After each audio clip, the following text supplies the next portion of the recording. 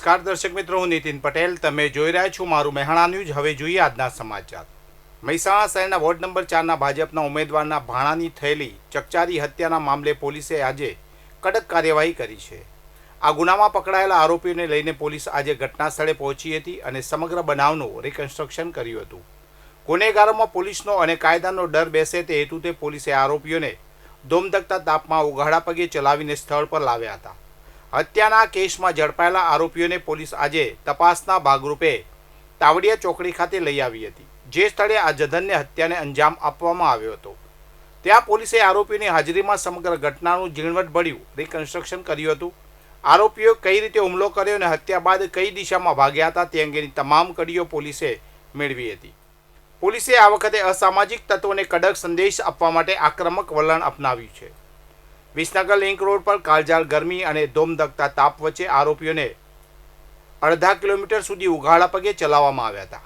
કાયદાના રક્ષકોનું આ કડક રૂપ જોઈને રસ્તે જતા લોકોમાં પણ કુતૂહલ સર્જાયું હતું, જ્યારે અન્ય અસામાજિક તત્વોમાં ફફડાટ વ્યાપી ગયો હતો. મહેસાણા જિલ્લાના વિજાપુરમાં એન્ટી કરપ્શન બ્યુરોએ એક મોટી સફળ ટ્રેપ ગોઠવીને ભ્રષ્ટ કર્મચારીને રંગે હાથ ઝડપી પાડ્યો છે.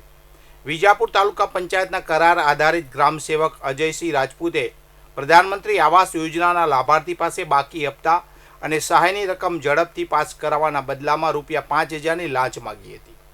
ફરિયાદીને તેમના વડીલોપાર્જિત ઘરના સ્થાને નવું મકાન બનાવવા માટે સરકાર તરફથી કુલ ₹1,20,000ની સહાય મળવાપાત્ર હતી. આ ઉપરાંત નવી યોજના મુજબ જાહેર થયેલ ₹50,000 પૈકીનો ત્રીજો અને અંતિમ હપ્તો મેળવી આપવા માટે આરોપીએ નાણાંની માગણી કરી હતી. લાંચની રકમ ન આપવા માંગતા ફરિયાદીએ ગાંધીનગર એસીબીનો સંપર્ક કર્યો હતો, જેના પગલે આજે વિજાપુરના આનંદપુરા સર્કલ પાસે સટકું ગોઠવવામાં આવ્યું હતું. લાંચની રકમ સ્વીકારતાની સાથે જ એસીબીની ટીમે આરોપીને દબોચી લીધો હતો. પાટણ જિલ્લામાં ગેરકાયદેસર પ્રવૃત્તિઓ ડામવા માટે સક્રિય બનેલી એસઓજી પોલીસને મોટી સફળતા મળી છે. સરસ્વતી તાલુકાના અમરપુરા ગામે આવેલી એક સબમર્સિબલ પંપની દુકાનમાં દરોડો પાડી પોલીસે 2 દેશી બનાવટી બંદૂકો, જીવતા કારતૂસ અને હથિયાર બનાવવાની સામગ્રી સાથે એક શખ્સને ઝડપી પાડ્યો છે. પાટણ એસઓજી પોલીસનો સ્ટાફ વાગડોળ પોલીસ સ્ટેશન વિસ્તારમાં પેટ્રોલિંગમાં હતો.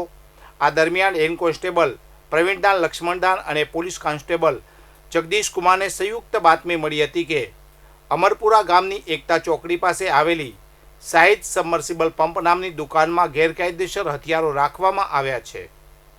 બાતમી મળતા જ પોલીસે પંચોને સાથે રાખી દુકાન પર ઓચિંતી રેડ પાડી હતી. તે દરમિયાન પોલીસે કુલ ₹12,500નો મુદ્દામાલ જપ્ત કરી આરોપી શાહિદ અબ્બાસની ધરપકડ કરી છે. આ શખ્સ હથિયારો ક્યાંથી લાવ્યો હતો અને તેનો ઉપયોગ શું કરવાનો હતો, અથવા અન્ય કોઈને વેચવાના હતા કે કેમ, તે દિશામાં પોલીસે વધુ તપાસ હાથ ધરી છે. આ કામગીરીથી પંથકમાં ગેરકાયદેસર હથિયારો રાખનાર તત્વોમાં ફફડાટ વ્યાપી ગયો છે. ગુજરાત પ્રદેશ ભાજપ અધ્યક્ષ જગદીશ વિશ્વકર્માએ સ્થાનિક સ્વરાજ્યની ચૂંટણીમાં પક્ષના શાનદાર વિજય બાદ શક્તિપીઠ અંબાજી ખાતે પહોંચી માતાજીના આશીર્વાદ મેળવ્યા હતા. પ્રદેશ અધ્યક્ષ તરીકેની જવાબદારી સંભાળ્યા બાદ પ્રથમ ચૂંટણીમાં જ ભવ્ય સફળતા મળતા તેમણે વહેલી સવારે મા અંબાના ચરણોમાં શીશ ઝુકાવી કૃતજ્ઞતા વ્યક્ત કરી હતી. આ વિજયની ઉજવણીના ભાગરૂપે અંબાજીમાં બનાસ વિજયોત્સવનું આયોજન કરવામાં આવ્યું હતું. જગદીશ વિશ્વકર્માએ અત્યંત ભક્તિભાવપૂર્વક મંદિરના શિખર પર ધ્વજારોહણ કર્યું હતું અને ત્યારબાદ માતાજીની ગાદીએ જઈને ભટજી મહારાજના આશીર્વાદ લીધા હતા. આ પ્રસંગે રાજ્યના વન અને પર્યાવરણ મંત્રી પ્રવીણભાઈ માળી પણ તેમની સાથે પૂજા અર્ચનામાં જોડાયા હતા. આ મુલાકાત દરમિયાન પ્રદેશ અધ્યક્ષે અંબાજીમાં કાર્યરત સફાઈકર્મી બહેનો સાથે ખાસ મુલાકાત કરી હતી. તેમણે મંદિર પરિસર અને આસપાસની સ્વચ્છતા જાળવવા બદલ બહેનોની કામગીરીને બિરદાવી હતી અને સફાઈ અભિયાનની પ્રશંસા કરી હતી. મુખ્યમંત્રી તરફથી મળેલી સૂચના અનુસાર જિલ્લા કક્ષાના પ્રશ્નો માટે લોકોએ તેમની ફરિયાદ માટે ઉચ્ચ કક્ષાએ ગાંધીનગર સુધી જવું ન પડે તે માટે જિલ્લા કક્ષાએ જિલ્લા સ્વાગત ફરિયાદ નિવારણ કાર્યક્રમનું આયોજન કરવામાં આવે છે, જે અંતર્ગત આજરોજ કલેક્ટર કચેરી ખાતે જિલ્લા કલેક્ટર SK પ્રજાપતિના અધ્યક્ષસ્થાને જિલ્લા સ્વાગત કાર્યક્રમ યોજાયો હતો. આ કાર્યક્રમમાં જિલ્લા કલેક્ટરે રૂબરૂ લોકોના પ્રશ્નો અને રજૂઆતો સાંભળી ઉપસ્થિત અધિકારીઓને કેટલાક રચનાત્મક સલાહ સૂચનો આપીને સમસ્યાનું ત્વરિત નિરાકરણ લાવવા જણાવ્યું હતું.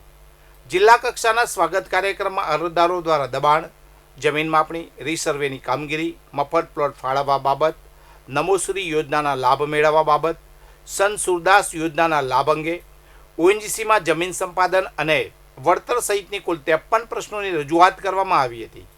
કલેક્ટર દ્વારા પ્રજાજનોના પ્રશ્નોનું ઝડપથી નિરાકરણ લાવવા સંબંધિત અધિકારીઓને સૂચના આપવામાં આવી હતી. આ કાર્યક્રમમાં જિલ્લા પોલીસ અધિક્ષક હિમાંશુ સોલંકી, નિવાસી અધિક કલેક્ટર જસવંત જેકવડા સહિત સંબંધિત વિભાગના અધિકારીઓ અને કર્મચારીઓ હાજર રહ્યા હતા.